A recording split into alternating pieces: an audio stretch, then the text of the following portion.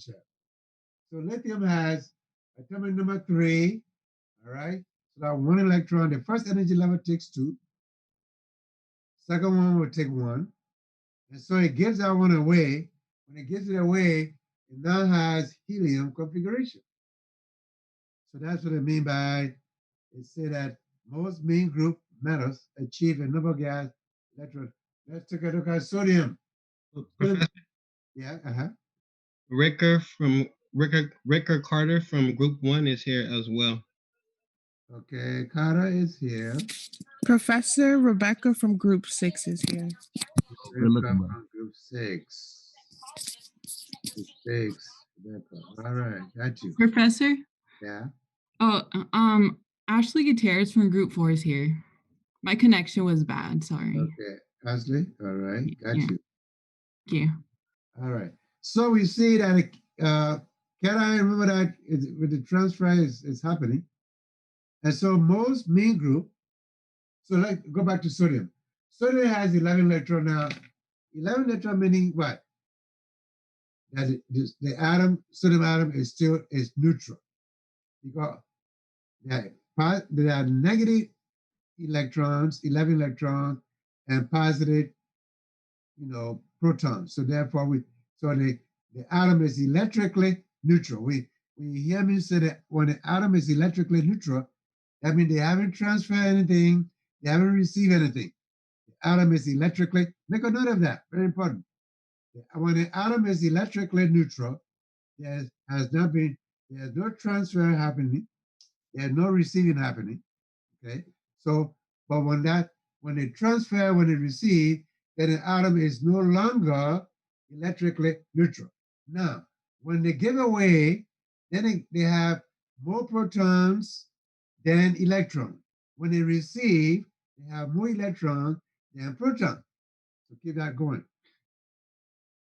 So iso means same. Then when that happens, they have the configuration of column 18. All right, isoelectronic. Excuse me, Professor. Did you do roll call already? Yes, I did. Who's calling what group?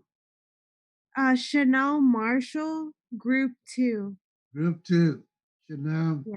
Marshall, Group 2. Yes. All right, Chanel Marshall, Group 2 is in the house. All right. So take for instance magnesium is in. Now remember, you see group Roman numeral A/2. What do we talk about? We talk about the fact that they had the periodic table is in the different conventions: American Convention, the European Convention, and the IUPAC Convention. The IUPAC has a Roman numeral. It had an Arabic numeral rather, and the American and the European has a Roman numeral. Okay, so loses has 2 valence electrons. So that means that Roman numeral A meaning that in a valence shell, according to the American Convention and the European Convention, there are 2 electrons in a valence shell. Like number 2, which is Arabic for IUPAC, tells you that you have 2 electrons as well in the valence shell. Now, is it easier to go collect 6 or easier to give away 2? It's easier energy-wise to give away 2 than to go collect 6. So therefore, that makes magnesium to have 2 plus because they give away 2 electrons from the valence shell. So now, because magnesium has 12 electrons in the neutral state, now it has 10 electrons resembling neon. It has neon configuration. These are things that we touched on way back. That's what they say, recall, recall, recall. The magnesium ion has 10 electrons, 12 minus 2, 10 electrons, but the number of protons still 12. And it's the isoelectron with neon. Any questions so far? This is just a review in a way, because we talk about this thing over and over. All right. We can use electron dot, okay? Now we're stepping up a little bit now. We can use electron dot formula to look at the formation of cation. Each of the metals in period 3. Look at period 3. Period 3, we have the representative and representative elements are the, the one that we can predict what's going to happen. All right. So in period 3, we see sodium there has what? One dot. Look at that chart. It has one dot. And in bracket, we have neon because they had neon configuration. If we have it, if we give it away. So when you do the electron configuration that we did before, all right, should be familiar with that. So 3s1. So that means that one electron is in the last energy level. It's the S block element. The S block element, that means that the configuration stops at S. So now, the ion, sodium plus, that's neon there. It has neon configuration because it now has 10 electrons. And then you have that one electron that is being transferred elsewhere from the 3s. Take a look at magnesium. All right. Now, look at magnesium. Do you think magnesium is correct there? Somebody tell me. What's wrong with magnesium?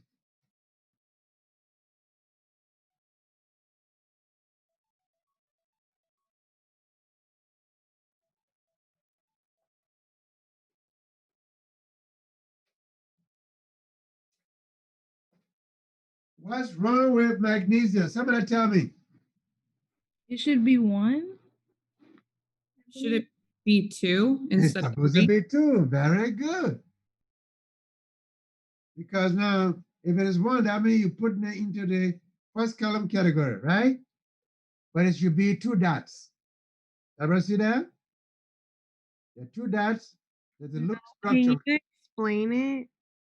Okay. The dot means how many electrons in the last energy level when you do the electron configuration. Let's go back to sodium. 1s2, 2s2. Remember that configuration, electron configuration? Yeah. Now, in the 3s, you have what? One electron sitting there, right? Yeah. And sodium is in column 1. So everybody in column 1 got what? One thing in common. One electron in a valence shell. You understand that? Yeah.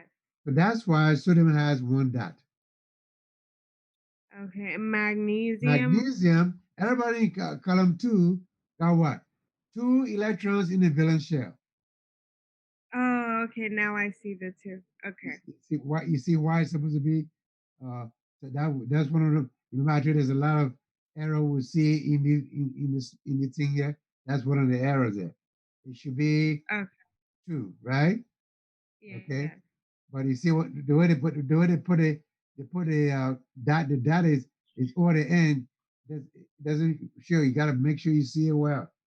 They should at least put it on the other side so it will not be confusing. Okay. Okay. So therefore now, magnesium is going to be transferring what? 2 electrons. And which configuration does it have? Neon configuration. It has 10. Look at aluminum. Aluminum is in column 13, right? So what's happening? We covered the 1. When we cover 1, what's left? 3. That means column 13, what are they doing? It has 3 electrons in the valence shell. So therefore, you need 3 dots around aluminum. You see that now? 3 dots. This is a Lewis method of presenting this stuff here. Okay. So we do the configuration. He has neon configuration as well, and has 3 electrons being transferred. Is that clear so far? Professor, Yeah. I have a question. Yeah. Does it matter where you put the dots as long as you have like the correct It amount? doesn't matter. Okay. Doesn't matter. Anywhere you put it. Okay. Okay, thank you. Yeah, good question. All right. Anions are found when a non-metal atom gains electrons and becomes negatively charged. When you receive electron, because electrons are negatively charged, they come in with a negativity. So they'll make you negative. Electrons will make you negative.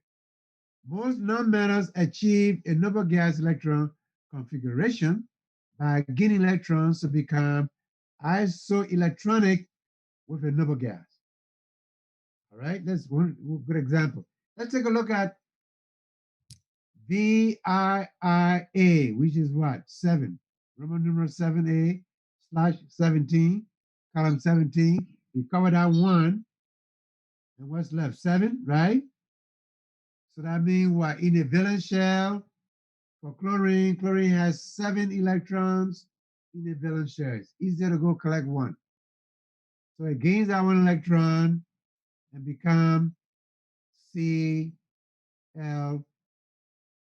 negative. You see that now? All right, Cl negative. Okay, so chlorine ion has 18 electrons. All right, and it's isoelectronic with argon. Argon has 18. Everybody see that?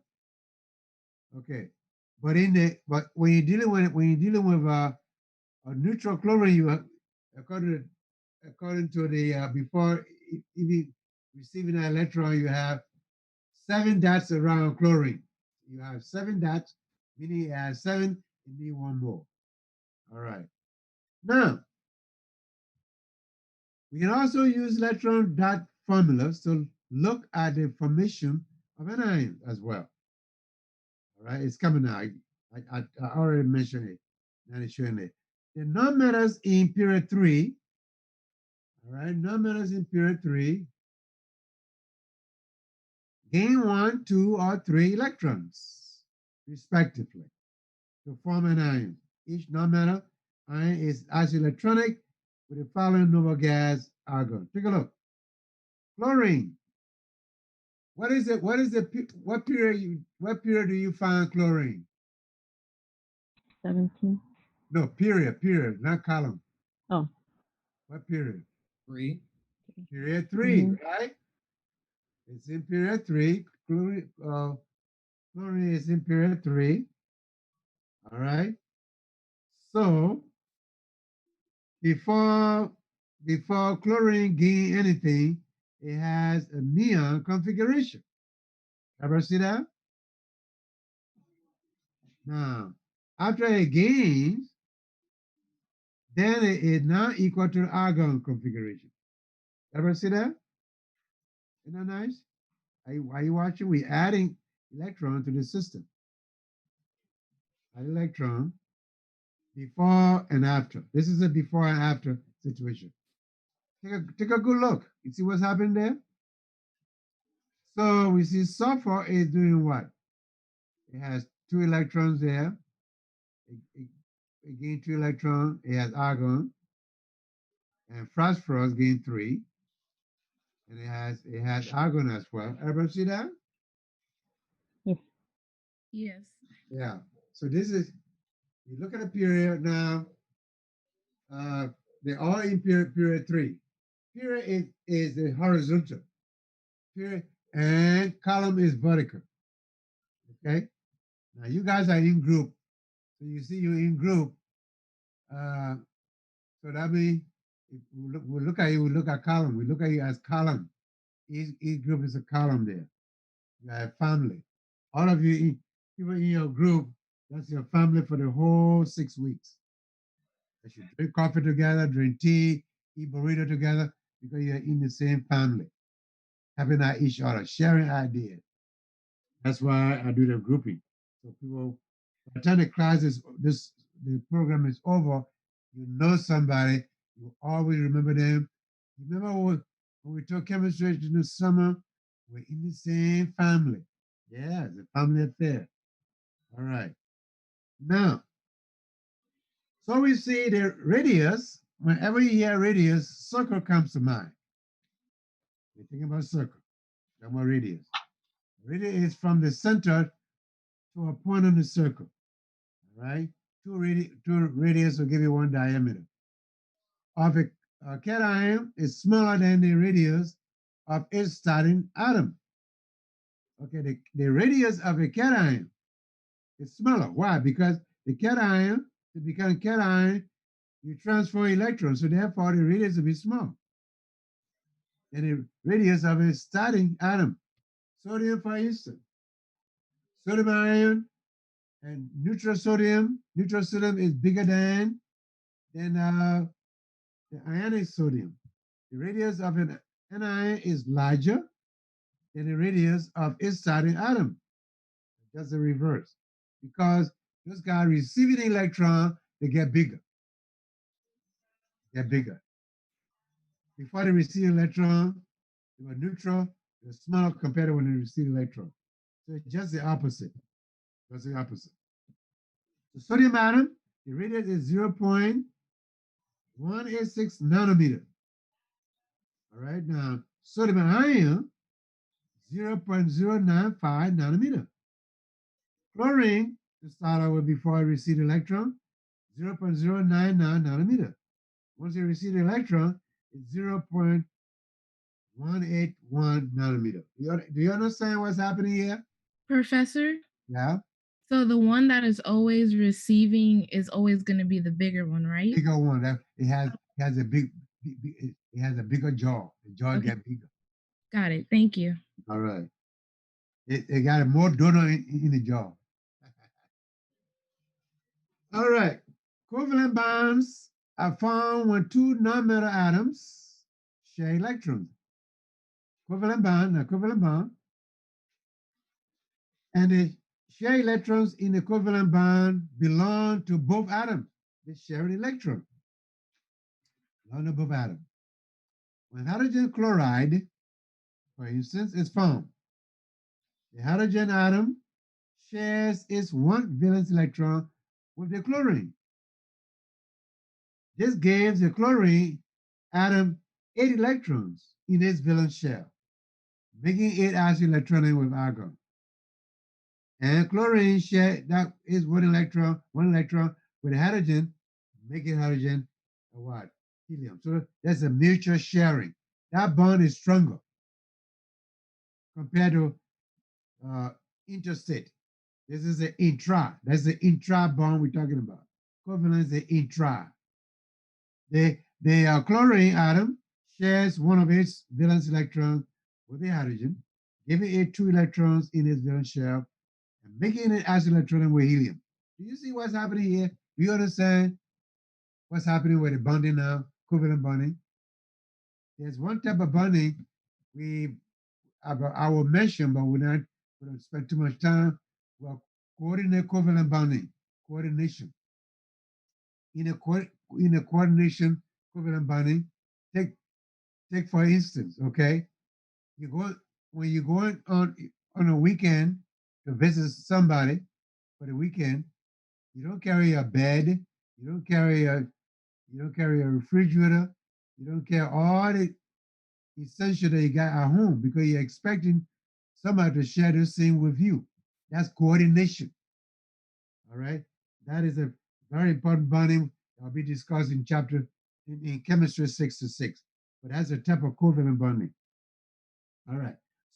So we see when a covalent bond is formed, the valence shells of the two atoms, there's an overlap with each other because I share my electron, I share my bologna with you, you share your bread with me, and so that's overlapping. We overlap. All right, we sit, at a lunch counter. We're sitting at a lunch counter, and we're sharing. I got my bologna. I don't have bread. You got bread. You don't have bologna. I give you some of my bologna. You give me some of your bread. So we sit close to each other.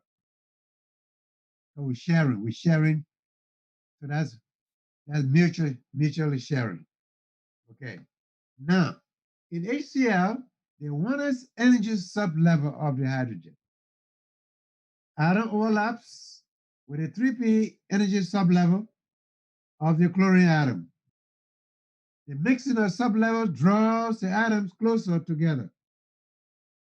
the distance between the two atoms is smaller than the sum of the atom.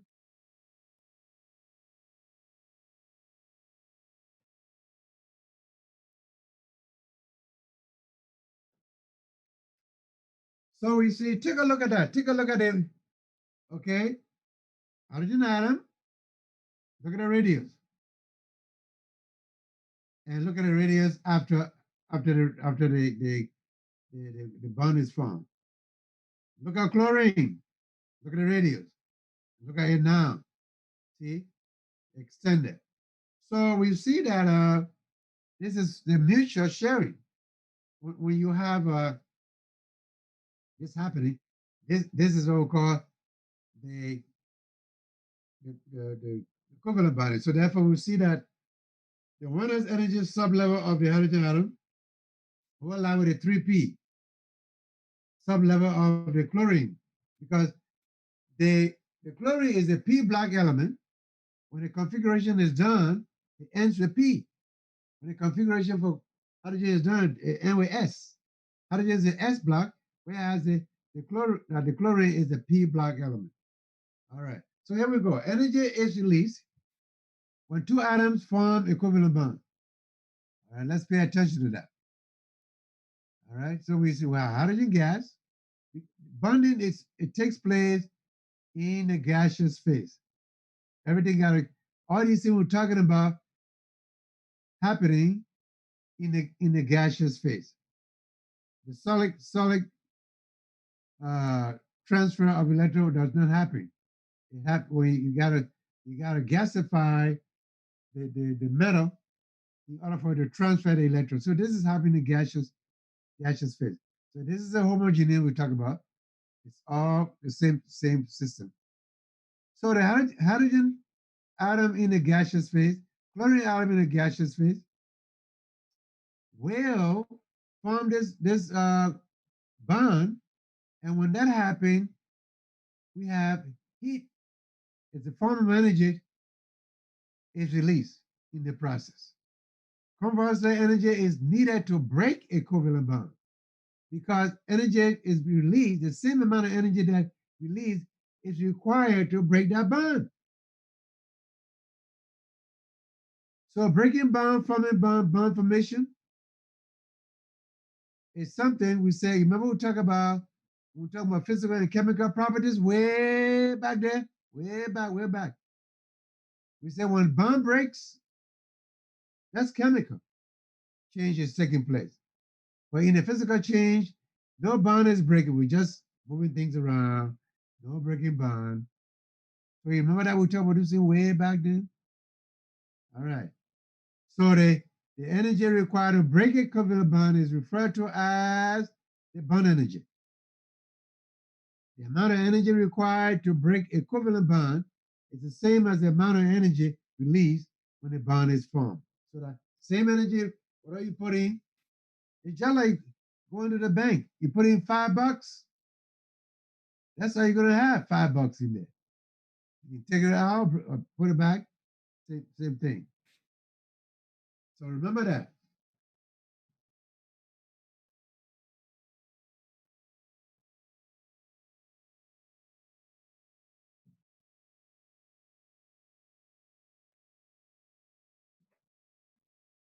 So these concepts are very important concept to remember. What you put in, that's what you're gonna get. Okay. Now we come to electron dot formula. Lewis, we've been grooming you for Lewis structure. Grooming you for Lewis structure. We touched on that earlier. We draw electron dot formulas for atoms.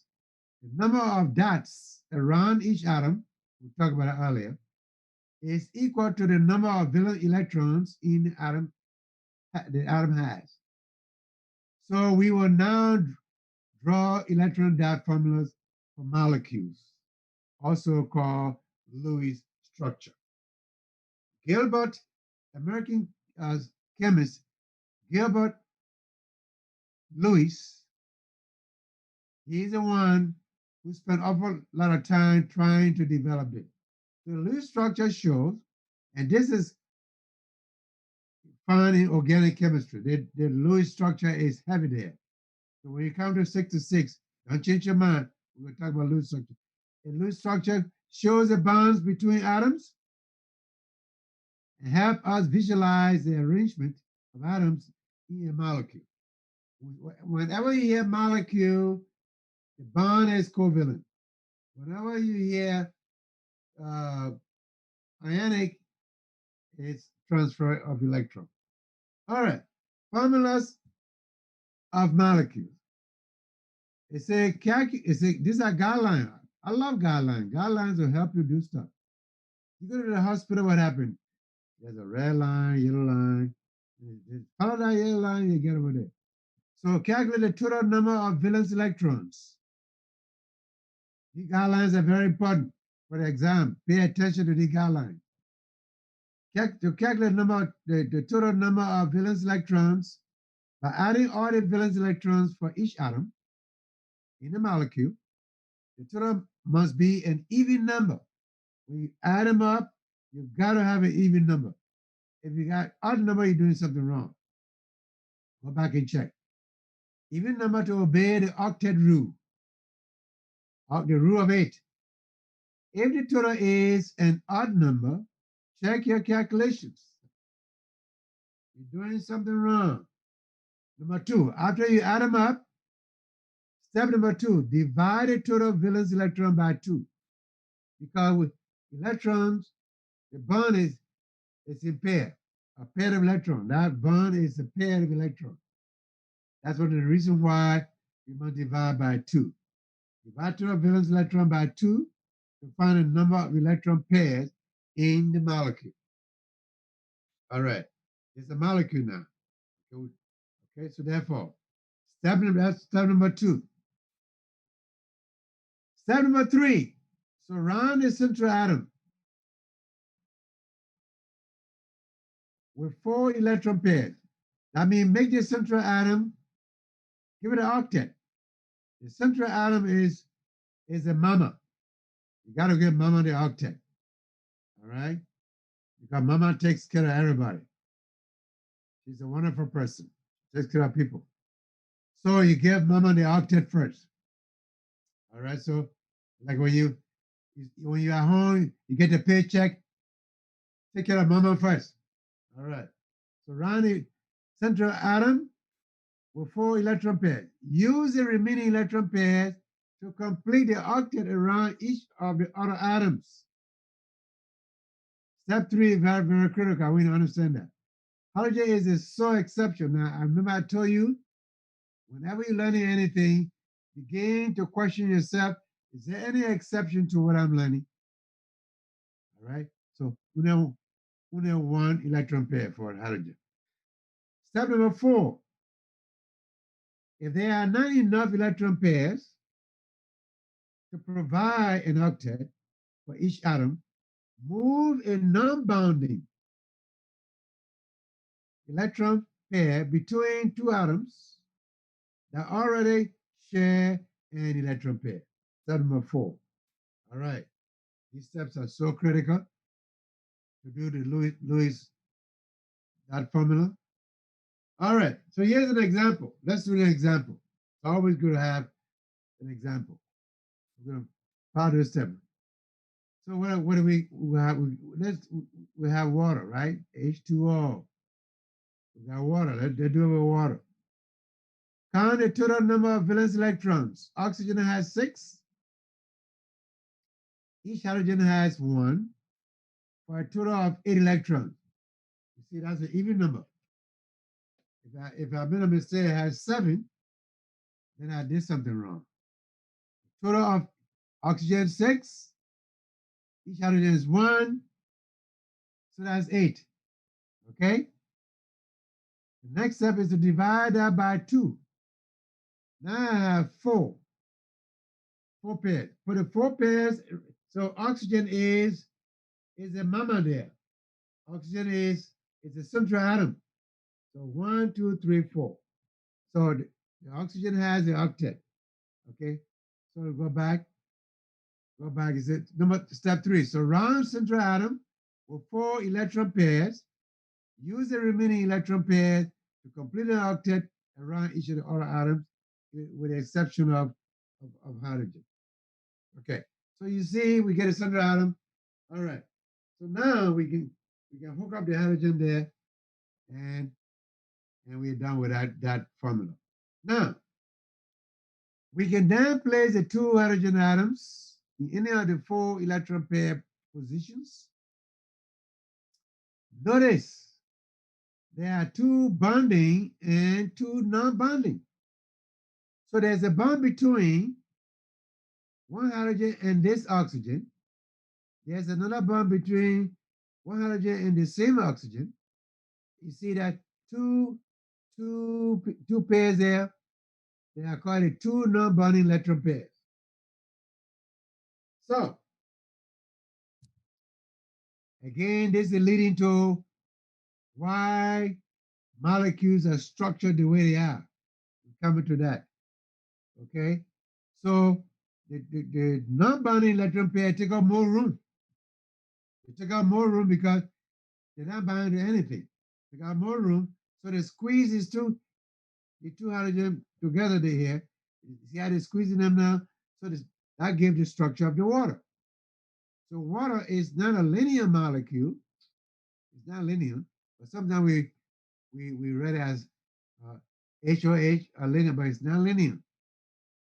Okay, so there's an angle between there. See the angle there? Okay, the octet. Okay, the straight angle is 180 degree, all familiar from geometry. 180. This is not 180 because these guys, the 2 lone pairs, are taking up a lot of room, reducing the angle. So it's 104, 104. Okay. All right. To simplify, we represent bonding electron pairs with a single dashed line called a single bond. We talk about single bond, double bond, triple bond. That's heavily in 66. That's organic chemistry there. We start talking about single bond, double bond, and so on. So the resulting structure is referred to as a structural formula. All right. So we connect those every, from geometry we have it said the shortest distance between 2 points is a line. You heard that before. If you took geometry, that bond, the line between the 2 points make up that bond. It's a single bond. Okay, so here's another one. Let's try to. This is a bigger one. Sulfur trioxide. Meaning what? Sulfur 3 oxygen. So now in this case, sulfur is the central atom. So what is the first thing we're going to do? We're going to count all the valence electrons, both sulfur and oxygen in the same family. So that means each of them got about 6 electrons in the valence shell. So since sulfur there's only 1 sulfur, so that's 6 valence shell. There are 3 oxygen, each of them has 6. So altogether, the total is 24 electrons. 24 valence electrons. You see, that's an even number. Okay? So sulfur has 6 valence electron, or no? No, yeah, because it's in column 16 with the oxygen. So you cover that one, you got 6. Okay? You follow that now? Yes, thank you. All right. So therefore, altogether, you got 24 valence electrons.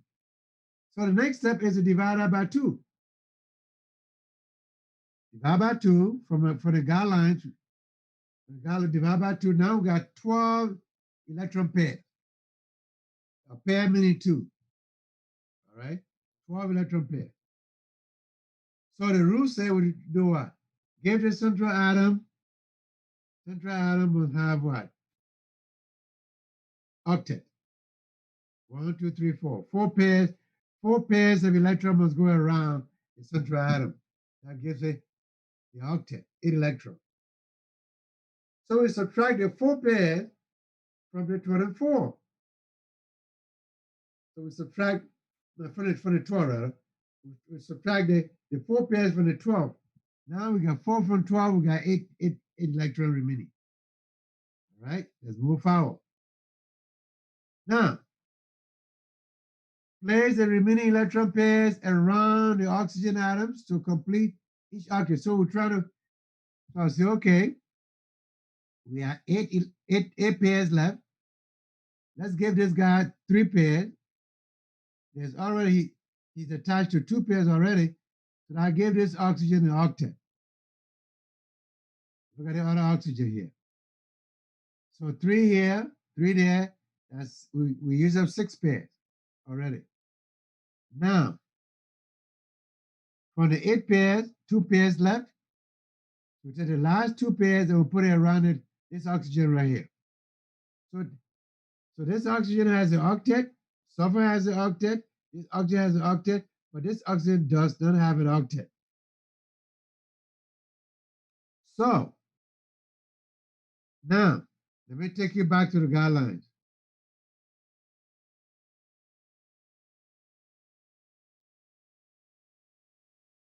Guideline number 4. If there are not enough electron pairs to provide an octet for each atom, move a non-bonding electron pair between 2 atoms that already share an electron pair. Do you follow that? Write that guideline down. Write it down, everybody. Number 4. Write number 4 down. I'll wait. I'll give you some time to write it down.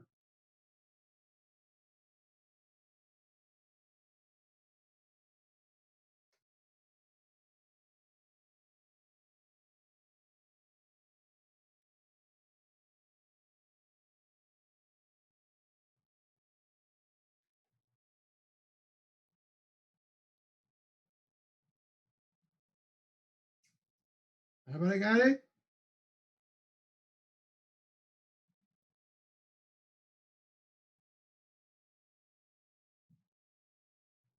All right, so we notice that this oxygen does not have an octet. But look at this sulfur. That's mama. Mama is always generous. Sulfur has a lone pair sitting on it. A lone pair. So sulfur now, that lone pair, according to guideline number 4, will come between this oxygen and this sulfur. So now you have what?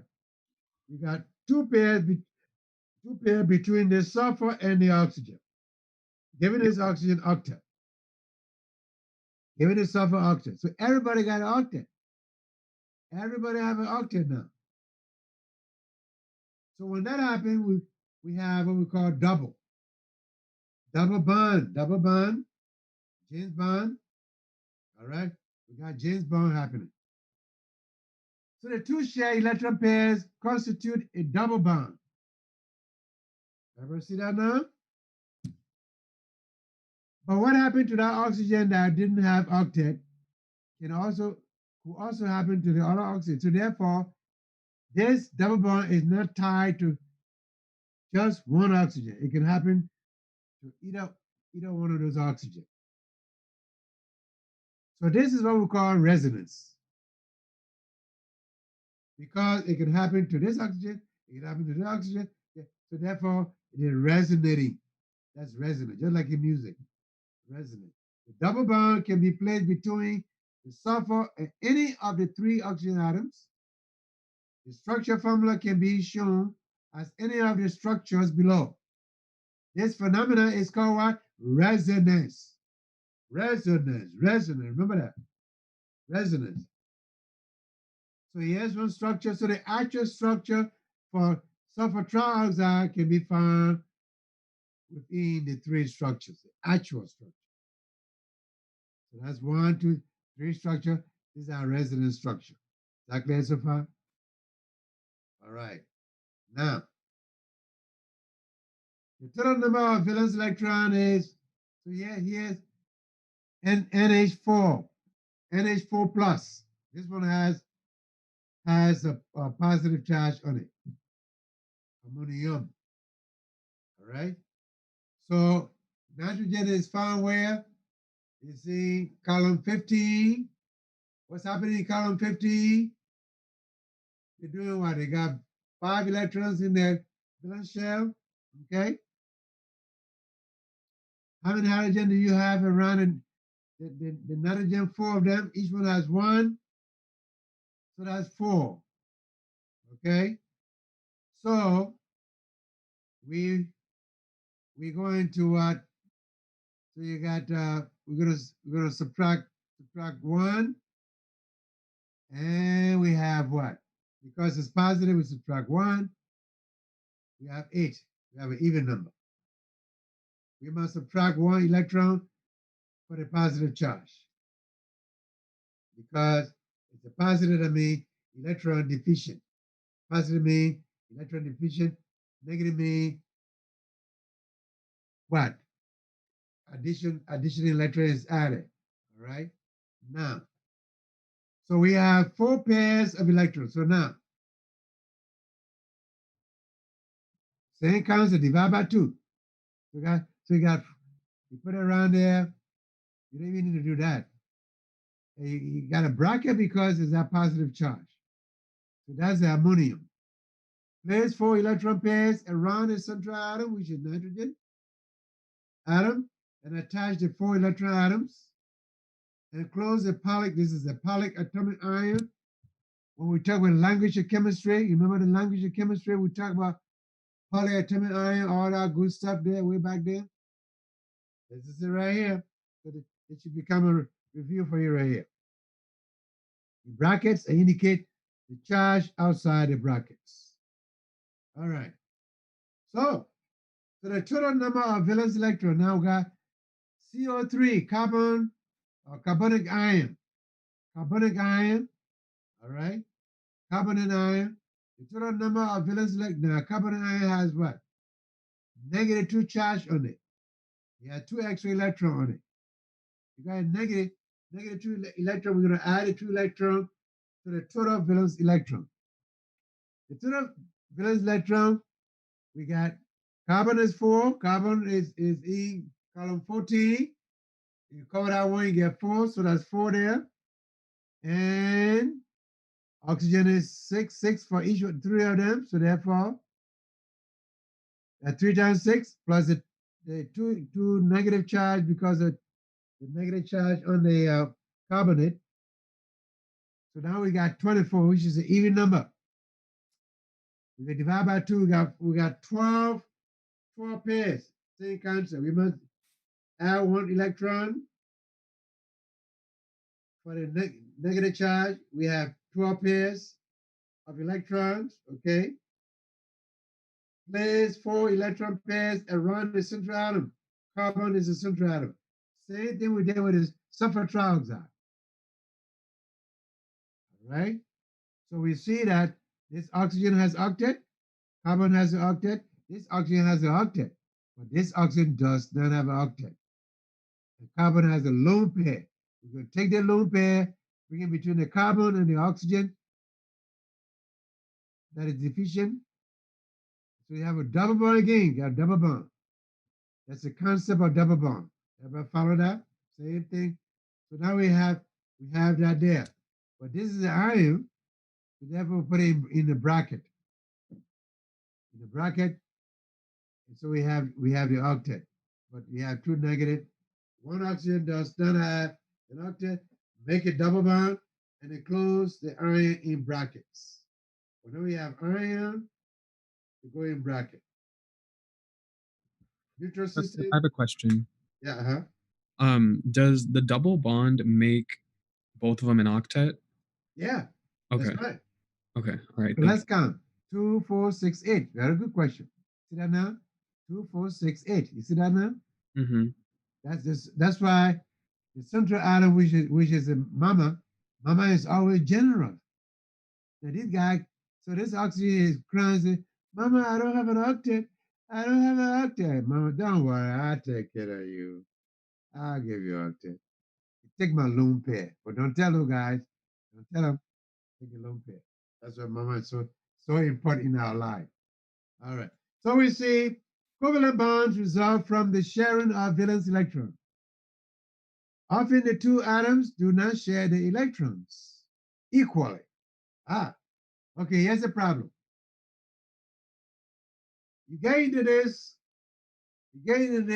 contract of sharing mutually. You say mutual sharing, but then later on, some guy have an idea. Electronegativity that we'll talk about way back then. I'll touch on that. We're going to talk about electronegativity now. So the one that is more electronegative begin to pull the electron to itself. We mentioned that. We're talking about polarity way back then. We're going to talk more about it here. So that is one of the electron holds onto the electron more tightly than the other. When one of the atoms holds its shared electron more tightly, the bond is polarized. So you create a partial pole. It is not a true pole. The true pole is with a transfer of electron. But the bond is not breaking, but the guy just pulling the electron to himself. So where the electrons are coming from is creating a partial pole is being created. Where the electrons are going, a partial negative pole is being created. That's polarization, polarized, right? But the bond is not breaking. It's just some guy can have an idea. You see? It's just like two brothers, sharing the blanket. The older brother now, when it's so cold, he pulling the blanket to himself. And then the younger one said, Mama, he's pulling the blanket. I'm cold. He's pulling the blanket.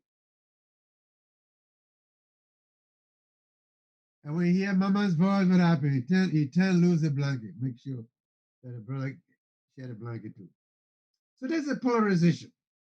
A polar covalent bond is one in which the electrons are not shared equally. Electrons are not shared equally. All right, so we're talking about that. So this concept is very important. So not share equally. And the key word for this reason is called electronegativity. So we'll see now. We talk about it when we're discussing periodic table. That term came around. Here's it right here. Each element has an innate ability to attract valence electrons. Innate ability. They got it within themselves to attract electrons, valence electrons. Everybody going for the valence electron. That's what the action is. Valence electrons. So now, what's your ability to attract those valence electrons? Go for it. Go for the valence electron. Go reach out, reach out. What's the attraction for the valence electron? They're going around. They're going around. They're going around. They're going around. What's the attraction for them? How attracted are you to the valence electron? So, do you have the ability? How big is your ability for that? Innate ability to attract, Go for it. Go for it. So now, what is everybody? The A is sitting there, everybody working so hard, right? Go for it. Go for it. What is the attraction for the A? Go for it. Electronegativity is the ability of an atom to attract electrons in a chemical bond. You in a chemical bond. You agree to be in a chemical bond. When you get in a bond, you have an idea to attract the electron that we are sharing. What's with you? What's the problem? We decided to share. Now you have an idea. You got a big eye looking at electron and try to attract an electron to yourself. Don't you know when you do that, you make me positive when you do that? And you become negative polarity. Electronegativity. Each element has an innate ability to do what? Attract valence electron. What is your attraction? Linus Pauling. Linus Pauling devised a method for this attraction, for measuring the electronegativity of each of the elements. Linus Pauling. Fluorine is the most electronegative element. Keep that in mind. Fluorine, the highest is, when we're doing the periodic table, we say the electronegativity will increase as you go from left to right. Remember that? Can you recall? Left to right? That means you're going toward fluorine. Every time you go toward fluorine, your electronegativity gets bigger. Every time your attraction gets bigger. Every time you go away from fluorine, you are less electronegative. So from right to going toward the metal. So therefore, keep your eye on fluorine. All eyes are on fluorine. So the electronegativity is 4.0 for fluorine. Oh, 4.0, that's where you are on here, right? 4.0, 4.0, grade point average, 4.0. Fluorine already got it. You gotta get yours. Linus Pauling devised a method for measuring electronegativity of each of the elements. Fluorine is the most electronegative. Therefore, here we go. You have a table in your book. I gave that. So the metals they got smaller number for electronegativity than metals. Non-metals got more, got bigger fish to fry in electronegativity. Electronegativity increases as you go left to right across the period. Left to right, we have 7 periods, 18 columns in the periodic table.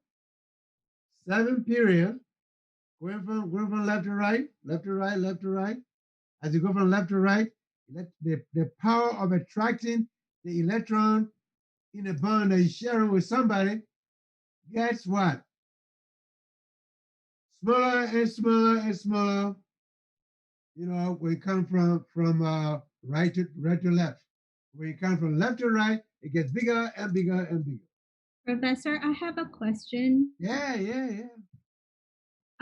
Why is helium not the most electronegativity? If it's like gases. These guys are already so stable. They don't have any problem. They're all right. They are stable. Column 18. Okay. Oh, okay. Thank you, Professor. Okay, so we see this table gives you some values for electronegativity. Now, so here's what you do. The electronegativity of hydrogen is 2.1. Chlorine on that table is 3.0. All right. So since there is a difference in electronegativity between the two elements, 3.0 minus the 2.1, 0.9. The bond in HC is polar. You gotta do some little subtraction to see the polarity. Okay. And so there is polarity going on there. Since chlorine is more electronegative, the bonding electrons are attracted toward the chlorine atom and away from the hydrogen. So there is a partial pole developed. Partial positive pole over the hydrogen and partial negative pole over the chlorine. So therefore, hydrogen chloride is polar. Polarity. Okay. So now let's look at it. We use the Greek letter delta, that delta, to indicate a polar bond. The negatively charged atom is indicated by the symbol delta negative, and the positively charged atom is indicated by the symbol delta positive. This is referred to as delta notation for polar bonds. So we see hydrogen is delta positive because the chlorine is pulling the blanket. The two brothers, hydrogen and chlorine. Chlorine is pulling the blanket, so therefore making the hydrogen partially, and the bond is not breaking. Don't get it wrong, the bond is not breaking here. But it's just pulling the electron to itself, stretching, so therefore you have that. Now, the hydrogen halide, HF, HCl, HBr, HI, all have polar covalent bonds. Take a look at that. HF, HCl, HBr, HI. All right. Now, Linus Pauling, he studied biochemistry, which is something you're going to do in chemistry 66. For those of you that will meet in spring, chemistry 66. He won the 1954 Nobel Prize in chemistry for his study of the structure of proteins. Linus Pauling, the same guy. The structure of protein. All right. Now, proteins are structured by way of amino acids. Okay. He also studied chemical bonding and developed the electronegativity scale. He's the one who developed the scale, the same guy, Linus Pauling. He was awarded the 1962 Nobel Prize for his effort to ban above ground nuclear testing. All right? To ban above ground nuclear testing. He's a guy, tough guy. All right. What if the two atoms in a covalent bond have the same or similar electronegativity? And that's a good question. All right? The two brothers are equal strength. So you pull that blanket, the blanket is not moving. That blanket is not moving, but they have equal strength. So the bond is not polarized. So therefore, you do not create partial positive, you do not create partial negative because nothing happening. We talk about there are 7 diatomic elements we talk about. Remember the diatomic way back? Diatomic, F2, Cl2, Br2, I2, all that, O2. Diatomic. They are equal, they are equal. So therefore, if the electronegativity difference is less than 0.5, when you do that little subtraction that we did before, if it's less than 0.5, it is usually considered a non-polar bond. Non-polar bond. So 0.0 to 0.4 is non-polar. 0.5 to 0.9 polarity. And from that point on, you got ionic. So here we go. Equivalent bond resulting from one atom donating an electron. Remember I mentioned that I said I talk about coordination, and I made an example of somebody going on a weekend. You can't carry a refrigerator, carry a bed. This is it right here. Coordinate covalent bond. We're going to touch on it briefly here. It's happening in organic chemistry a lot. Okay. So a good example of a molecule with a coordinate covalent bond is ozone. You had ozone. Okay. So you got a diatomic element, oxygen. It has this octet. But here's one oxygen atom that has no octet. Okay. So this oxygen is going for a weekend. It can't carry the refrigerator, cannot carry the bed, can't carry a whole lot of things that, because they rely on somebody to make provision for those things where they are going. So look at this oxygen right. It has a pair there, a lone pair. All it takes is a paired electron to make a bond. So this guy said, well, I'm coming for the weekend, but I don't have any electron. And this guy said, don't worry, I got a lone pair here. I can share that with you. And so when that happened, you have a situation like this. This is what we call coordination. In that particular sharing, mutual sharing, one guy provides all of the electron, another guy just enjoy the electron. When you're a kid, your parents, they do a lot of coordination with you. They provide everything for you. You just share the bond with them, but you don't provide anything. All right.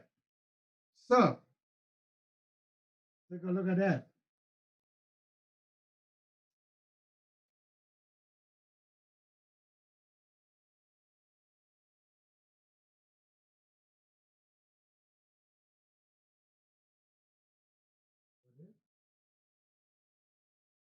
All right, I'll call you after class.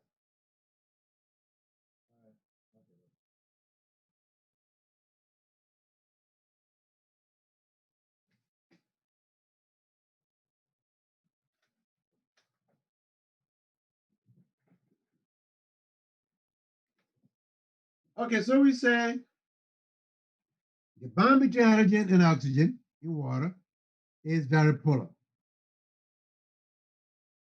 Therefore, the oxygen is partially negative and the hydrogen atoms are partially positive. When we talk about hydrogen bonding, as somebody asked that question earlier, this is what we should, when I show you hydrogen bonding, the bond, you see the covalent bond is between the hydrogen and the oxygen.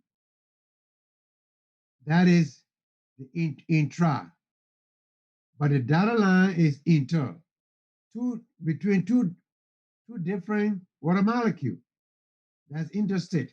All right, coming from Nevada, coming to California. So that line, that's the hydrogen bonding. And remember I told you I said FON, you gotta have hydrogen must be present. Fluorine, oxygen, or nitrogen. Way back you can recall. That is what's happening right now, hydrogen bond. That's how that covalent bonding concept came during that time and it appeared in your exam. As a result, the hydrogen atom on one molecule is attracted to the oxygen atom on another. This intermolecular attraction is referred to as the hydrogen bond. But this is a special kind of dipole-dipole. It's special. The reason why it's special and strong, you can have fluorine must be present before that happens, oxygen must be present before that happens, and nitrogen must be present before that happens. All right? Not every dipole has hydrogen bonding. So this is special. Okay. So electron pairs surrounding an electron repair each other. Electron pairs surrounding an atom rather repair each other. The electrons are negatively charged. So negative will repair negative. There's no attraction when everything is negative. The only attraction will be positive and negative. If it's all positive, then nothing happening. This is referred to as a valence shell electron pair repulsion. VSEPR theory. Vespa theory. Remember this? Very powerful. Valence shell, electron pair repulsion. They mean repelling each other. The theory. This is a theory. That's not a law. Electron pair geometry. So this is having in 66. Indicates the arrangement of bonding and non-bonding electron pairs around the central atom. We just seen that. The shape of the molecule, like water in that case, I'll show you, that the two lone pair in water occupies 2 million rooms, so therefore a squeeze of hydrogen and made a bond to be small. Indicates the arrangement of the atoms around the central atom as a result of electron repulsion. Okay, so when something is linear at 180 in geometry, but this will have 109.4 or 0.5, that's something we call the tetrahedra. The tetrahedra.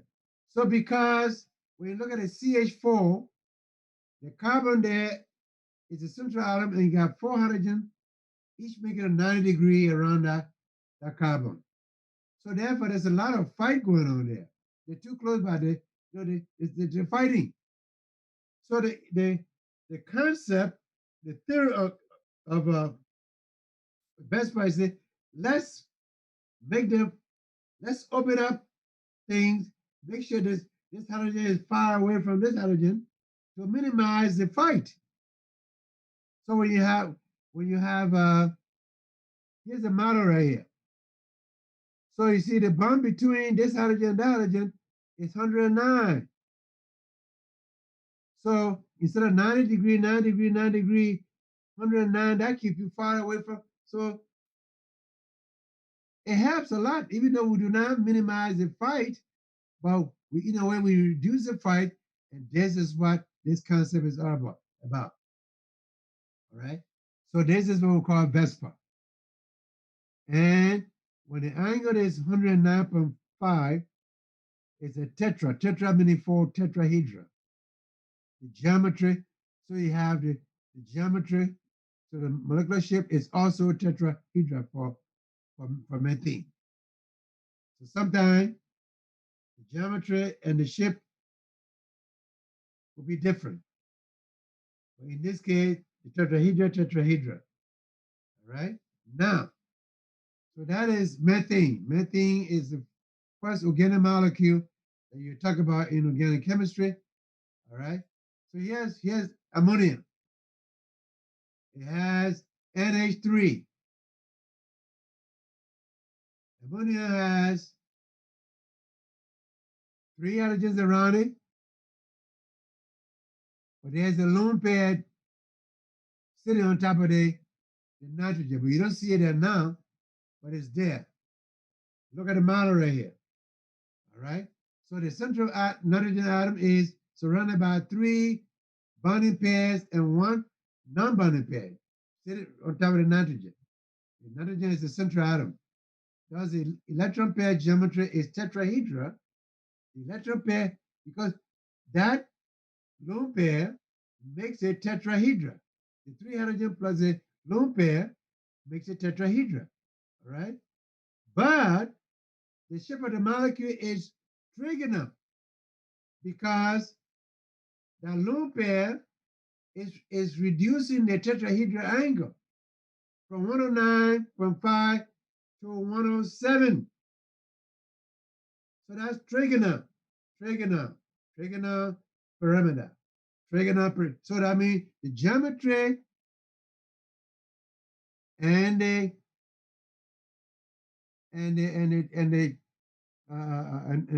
shape of the molecule are different in this case.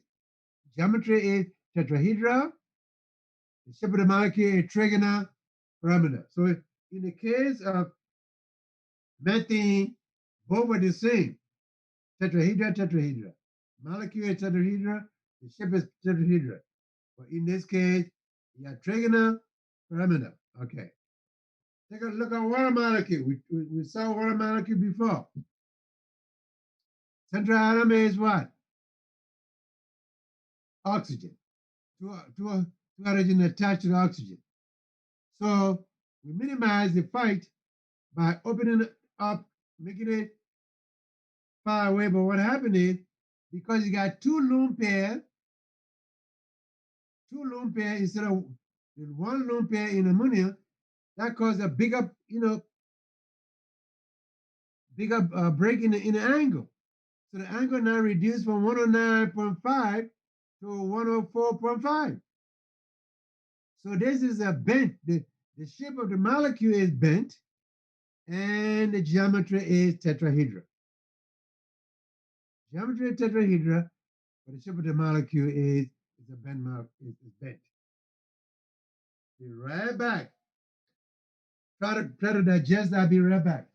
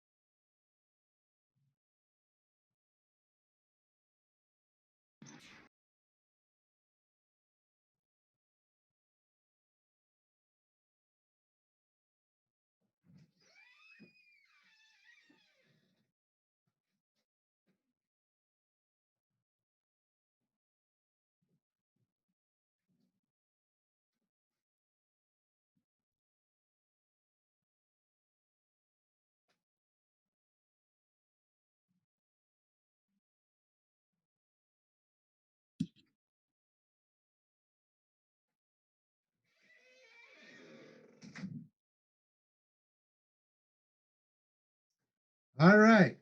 So we see, take a look at, water. What is the geometry? And what is the shape of the molecule? All right. So in carbon dioxide, we see carbon there is a central atom, and oxygen, two oxygen atoms. The central atom is carbon. So therefore, we have, according to Vesper theory, the electron pairs will repair each other than they will be at the opposite sides of the. So take a look at it. So this is a linear structure, 180 degrees. The geometry, anything that is linear is 180. So when you do the Lewis diagram, Lewis structure, this is what you have. Remember, we've seen that double bond. So we got oxygen, carbon. There's a double bond there, a double bond there. Okay. So what is the shape of the molecule? It is linear. Okay. Linear shape. Geometry.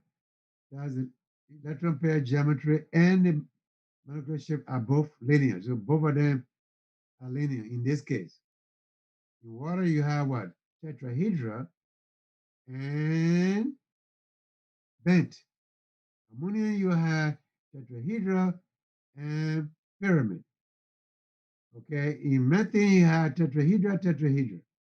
So in this case of carbon monoxide, you got linear, both geometry and the shape is linear. All right. Formaldehyde. You're probably familiar with that, formaldehyde. That's the embalming fluid. It's an organic molecule. All right. The central is carbon atom bound to oxygen by two electron pairs, double bond. So we see it now. If we're in a setting, classroom setting, we'll bring out the models. So and share the model with you. And or you can just take a look and see what happens. So electron pair geometry and the molecular shape are both trigonal planar. Both of them the same. Trigonal planar. Both geometry, electron pair and geometry and the molecular shape are both trigonal planar. All right, so that's one double bond here. Okay, so remember the geometry, remember the shape of the molecule. So Vesper is trying to educate us that there is a possibility that we can create a system where there's you don't have too much repulsion going on. Okay, yeah, so here's a table here, 12-1. Let's take a look at the table. Bonding, non-bonding electron pairs. So if you have 4 bonds with no bonding, that's 4/0, that means non-bonding, that will give you tetrahedra. The bond angle is 109.5, and a good example is many things we've seen before. Now, we have 3 bonding, 1 lone pair. So that is tetrahedra and trigonal. All right, that is in the case of ammonia, 107. We have 2 bonding and 2 non-bonding tetrahedra. Bent water is a good example. All right. So the geometry is tetrahedra. The shape of the molecule is bent 104.5. Okay. Now we come to 4 and 0. Bonding and non-bonding, linear. We saw that in carbon dioxide. It's 180 degrees. The bond angle is 180 degrees. And 4NO, trigonoplanar, the geometry of trigonoplanar. Trigonoplanar, that's 120, that's formaldehyde, we've seen that. Okay, so that table is very, very important to give you an idea what is a electron pair geometry and what is the shape of the molecule because of the electron pair that's surrounding that central atom. All right, CCl4, nonpolar. All right, nonpolar has, so CCl4, the carbon-chlorine bond, there are 4 of them, so they cancel each other. If you subtract the carbon from the chlorine, there are 4 of them, so therefore the overall molecule is nonpolar. All right, we said nonpolar from 0.0 to 0.4. That's nonpolar. All right. Now, if we use Vesper theory in this regard, the 4 chlorine atoms are at the 4 corners of the tetrahedron. Now, they mimic the methane. Methane, if you substitute all the hydrogen for chlorine, it will look like methane, isn't it? The net effect of the polar bond is 0. So a molecule is nonpolar. Subtract, they all cancel each other, just like the methane molecule. All right. So why is diamond colorless and hard? The ladies didn't know that. The ladies are into diamond. Why graphite is black and soft when both are pure carbon? Because diamond and graphite are what we call allotrope. Allotrope of carbon. Diamond has 3-dimensional structure. We mentioned that some time ago, down the road. Whereas graphite has a 2-dimensional structure. The layers in graphite are able to slide past each other easily. Here's the graphite, okay? The layer in graphite, so therefore it's 2-dimensional. All right. Now, chemical bond. What does the chemical bond do? Hold atoms together in molecules. Atoms bound in such a way as to have 8 electrons in their valence shell. It's all about the valence shell. It's all about resembling column 18. This is called the octet rule. The octet rule. There are 2 types of bonds, ionic and covalent. And ionic bonds are formed between a cation and anion, transfer electron there. Covalent bonds are formed from the sharing of the electron. Electron dot formulas help us visualize the arrangements of atoms in a molecule.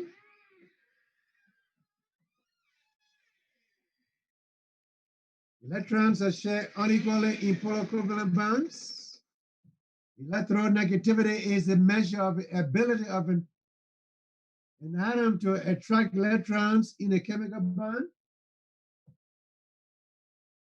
Electronegativity increases from left to right and from bottom to top. As long as you're going toward fluorine, electronegativity will increase. As long as you're going away from fluorine, it will decrease. Vesper theory can be used to predict shapes of molecules. So we want to know what shape is this molecule? Go to Vesper theory. You know, the geometry, from the geometry, you will know the shape of the molecule. It can be tetrahedra, tetrahedra. It can be tetrahedra band. It can be tetrahedra planar. It can be linear, linear. You know, so Vesper is that theory that helps us know that we can visualize it. So when the reaction is taking place, the shape of the molecule plays a very important role in the reaction of the chemistry, because it's a during the reaction, you're breaking bond from a bond, all these things are happening. Molecular shape indicates the arrangement of the atoms in the molecule. So the shape of the molecule tell her the arrangement of the atoms in the molecule. All right. So that was chapter 12. Any questions so far?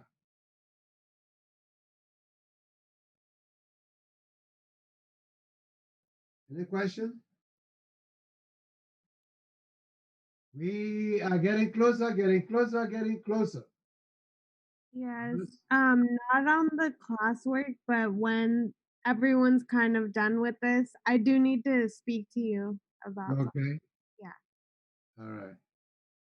So we are getting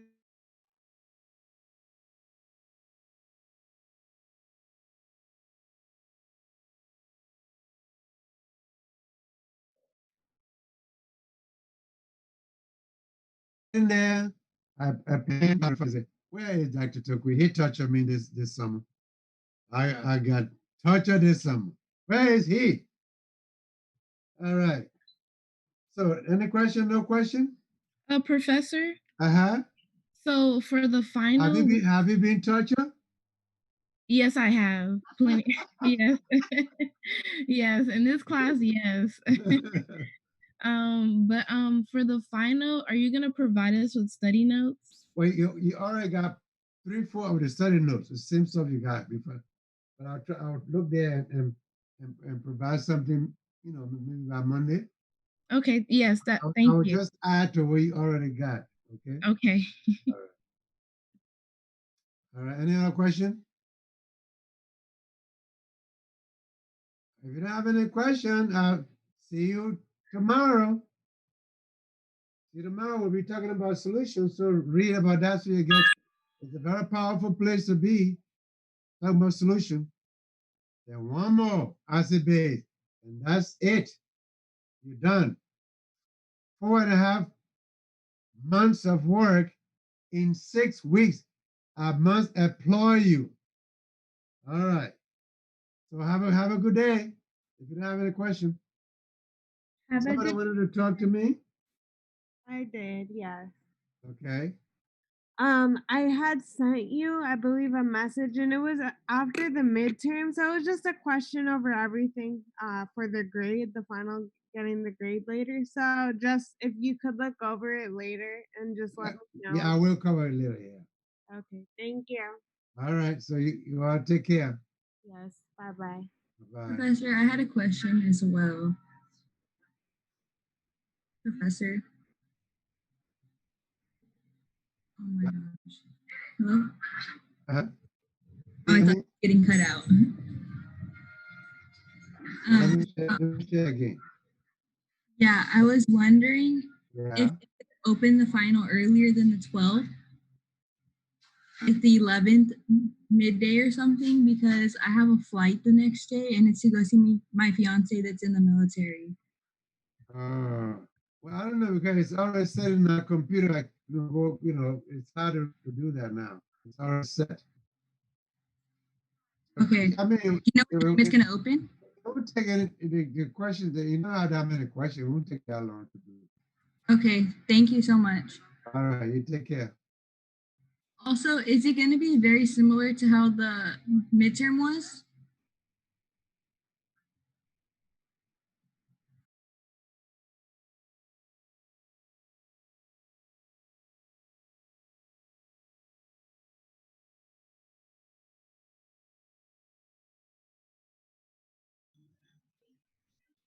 Professor?